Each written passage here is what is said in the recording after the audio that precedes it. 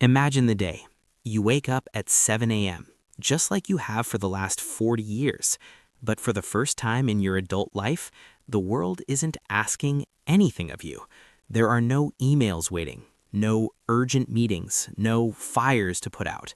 You walk to the kitchen, pour a cup of coffee, and sit down in the silence.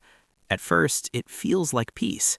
You tell yourself, I finally made it. I'm free. But as the minutes turn into hours and the hours into days, that silence starts to feel less like a reward and more like a void. Most people spend decades calculating their number, that magic retirement figure in their 401k or RRSP. They obsess over withdrawal rates and tax efficiencies, but almost no one calculates the cost of the silence. The truth is, when you retire, 7 specific things go quiet. And if you aren't prepared for the psychological weight of that hush, the golden years can quickly become the loneliest years of your life. Today, we aren't talking about your bank account. We're talking about your soul. We're talking about the identity crisis that 99% of high achievers face the moment they hand in their office keys. If you want to retire to a life and not just from a job, you need to understand exactly what is about to go silent and how to fill that space before it swallows you whole. This is the psychology of the end of the grind. Let's dive in. The silence of the morning commute. In the US and Canada, our culture is built on the morning hustle. From the moment we enter the workforce, our brains are wired for the prep. The commute, the coffee run, the mental briefing for the day ahead. This is more than just transportation. It is a ritual of transition. It tells your brain, I am now moving from private citizen to productive professional. When you retire, the commute goes quiet. There is no transition. You wake up in the same space where you spend your leisure time, and suddenly the boundary between rest and work evaporates. Without a ritual, the human mind tends to drift into lethargy. We see this in high-performing professionals in New York or Toronto. Once the structure of the 9 to 5 is removed, they experience a temporal collapse. The days bleed into one another. To survive this, you must realize that freedom without structure is actually a prison. You have to build a new commute for your mind, a morning ritual that isn't dictated by a boss, but by your own personal mission. Without it, the silence of the morning will eventually lead to the noise of anxiety. The silence of the social echo.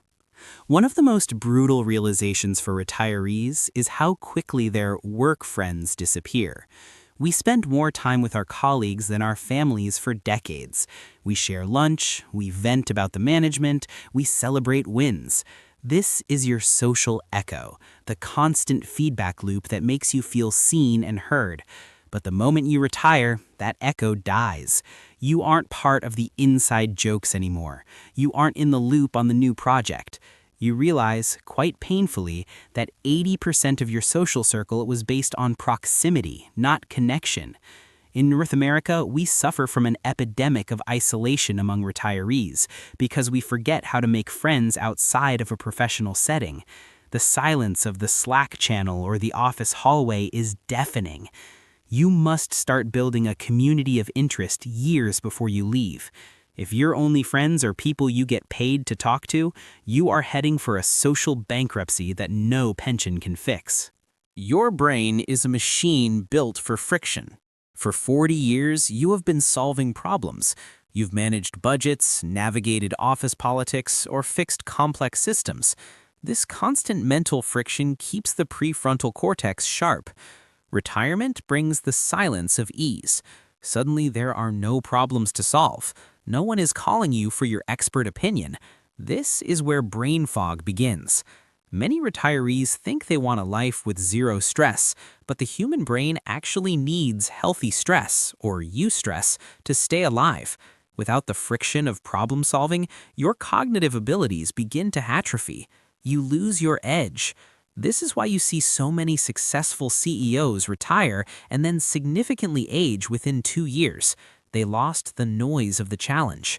You need to find a new high-stakes hobby, something that requires mastery and carries the risk of failure. If you don't keep your mind noisy with learning, the silence will rot your sharpness from the inside out. The silence of status. In the West, the first question we ask at a dinner party is, "So what do you do?" Our identity is tied to our title. I'm a VP, I'm an engineer, I'm a teacher. When you retire, that title is stripped away. The status noise goes quiet. You go from being someone important in a boardroom to just another person in the grocery store line. This ego death is the reason many high achievers fall into deep depression post-retirement. They don't know who they are without the suit or the business card. The silence of your title is a mirror. It forces you to look at the bare self. If you haven't invested in your character as much as your career, that mirror is going to show you a stranger. You have to learn to be proud of who you are, not what you do. Start practicing being a nobody while you are still a somebody. It makes the transition much quieter. The silence of future projection. We live our lives in the future tense. We work for the next promotion, the next bonus, the next vacation. Our minds are always noisy with what's next. Retirement is the end of the road. There is no more promotion. There is no more climbing. The noise of ambition goes silent. This can lead to a terrifying sense of finality. You feel like you are just waiting for the clock to run out. To combat this, you must pivot from success to significance. Success is about what you get. Significance is about what you give. The only way to keep the future noisy is to start mentoring, volunteering, or building something that will outlive you. If your goals are only about your own comfort, the silence of your ambition will turn into the noise of regret. The silence of the validation loop. In the corporate world, you get a paycheck, a performance review, and a great job from the team. This is an external validation loop. It's loud and it's addictive. In retirement, no one is going to give you a performance review for how well you spent your Tuesday. The applause stops. The silence of validation can make you feel invisible. Most people don't realize how much they rely on others to tell them they are doing a good job. You have to develop an internal scorecard. You have to learn to be your own boss and your own cheerleader. If you don't learn to validate yourself from within, you will spend your retirement looking for attention in all the wrong places, feeling bitter that the world has moved on without you. Finally, the most uncomfortable silence of all, the silence of the work. We use busyness as a shield. As long as we are working 50 hours a week, we don't have to deal with our deeper fears, our personal struggles, or our existential questions. Work is a loud distraction. Retirement takes away the distraction and leaves you with the silence of being. This is why many people fail retirement and go back to work within 6 months. They couldn't handle the silence of their own thoughts. They were human doings for too long and forgot how to be human beings. True wealth is the ability to sit in a room alone and be perfectly content with the silence. Until you master that, you aren't retired, you're just unemployed and anxious. Conclusion. Retirement isn't the end of the story. It's the beginning of the most honest chapter of your life. The money in your bank account is just the fuel, but you are still the driver. If you don't prepare for the 7 silences we discussed today, no amount of money will make you feel rich. You've spent decades building a career. Now it's time to build a person. Don't wait for the quiet to start finding your voice. Start today. Build your community, find your friction, and define your identity beyond the paycheck.